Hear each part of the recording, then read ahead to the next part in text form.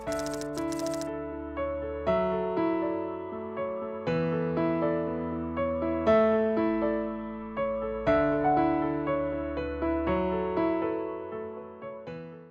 জিনিসটা কি আসলে? সো ঘি জিনিসটা অ্যাকচুয়ালি কনসেন্ট্রেটেড বাটার।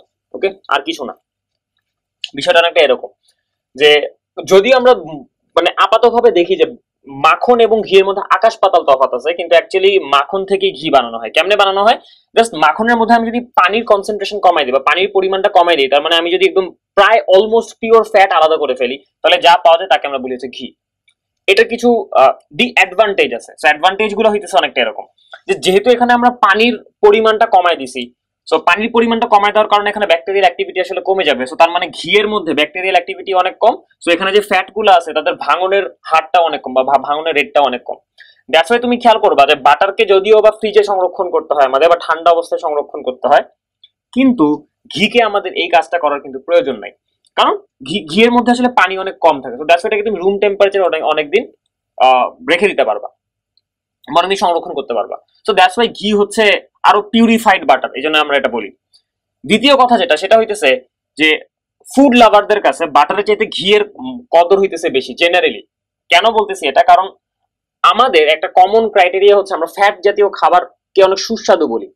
একটা এক্সাম্পল দেওয়া যাক, যেমন ধরো ডিমের মধ্যে বেশিরভাগ মানুষের কাছে সাদা অংশের চাইতে কুসুমটা বেশি মজা লাগে, কারণ কুসুমটা হচ্ছে ফ্যাটে পরিপূর্ণ। সিমিলারলি আমাদের কাছে নর্মাল দুধের চাইতে বাটার অনেক বেশি ভালো লাগে। সো এটা হচ্ছে একটা ইন্ডিয়ান ট্রেডিশন আছে যে যারা হচ্ছে মাখন দিয়ে ডিরেক্টলি পারাটা খাইতে পছন্দ করে বা হোয়াট এভার। সো এখন বিষয়টা হইতেছে এরকম যে যেহেতু এখানে ফ্যাটের পরিমাণ বেশি, সেটা আমাদের খাইতে মজা লাগে। সো ঘিয়ের মধ্যে ফ্যাটের পরিমাণ আরো বেশি। সো মোগল আমলের মানুষজন এইটাকে খুব বেশি কদর করতো বা খুব বেশি এটাকে পছন্দ করতো। যাই হোক, সো এটা তার মানে আমরা বলতে পারি যে ওকে আলটিমেটলি আমরা বলতে পারি যে ঘি জিনিসটা কি? ঘি জিনিসটা হচ্ছে পিউরিফাইড বাটার, রাইট?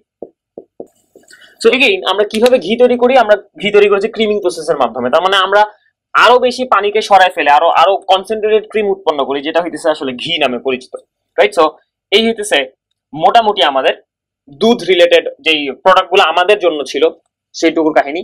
এরপর আমরা চলে যাব হচ্ছে অন্যান্য কলয়েড বা অন্যান্য ইমালশনের মধ্যে। আমরা লিটারালি ইমালশনই থাকবো, আমরা হচ্ছে কলয়েডের দিকে আর ব্যাক করবো না, কারণ আমরা ইন জেনারেল কলয়েড থেকে আমরা ইমালশনে যেহেতু চলে আসছি, ইমালশন রিলেটেড সবকিছু আমরা একবারে পড়ে নিই। সো এখন আমাদের আর খাবার দাবার থাকবে না। নেক্সট যেটা আসতেছে সেটা হইলো টয়লেট্রিজ। সো আমরা একটু দেখে নিব যে টয়লেট্রিজের বেসিক আইডিয়াটা কিরকম এবং আমরা কি কি টাইপের টয়লেট্রিজ ইমালশন দিয়ে এক্সপ্লেইন করতে পারি।